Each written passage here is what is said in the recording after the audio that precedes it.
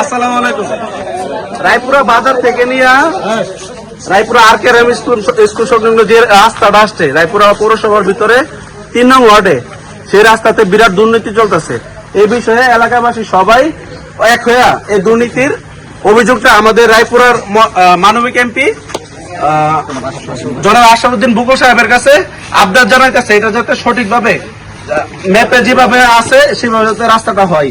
এভাবে এটাতে কি দুর্নীতি হয়েছে দেখেন, আজকে থেকে প্রায় 1 মাস আগে, ঠিক আছে, এই রাস্তার মধ্যে হালকা কইরা যতটুকু কণা দেওয়ার কথা ছিল তারা ততটুকু কণা না দিয়া হালকা করে আপনার বলার দিয়া চলে গেছিল। প্রায় এখন 1 মাস পরে আজকে বিকালের পরে তারা আসছে রাস্তার মধ্যে আপনার কোন প্রকার রুলার না দিয়ে তারা হালকা সাধারণ বালু, আপনাদেরকে একটু বালুটা দেখাই, এখানে সিলেকশন বালু দেওয়ার কথা ছিল, তারা সাধারণ বালু দিয়া হালকা করে বালু দিয়া ইট রেখে গেছে, কালকে এসে রাস্তার কাজ করে ফেলবো।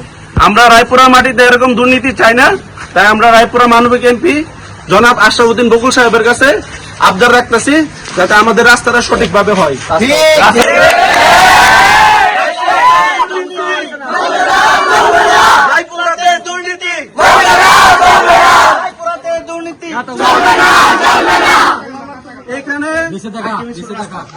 এখানে রায়পুরা যে রাস্তাটা উঁচা করার কথা ছিল রাস্তাটা উঁচা করে নাই, ঠিক আছে, এখানে পানি লেগে থাকে।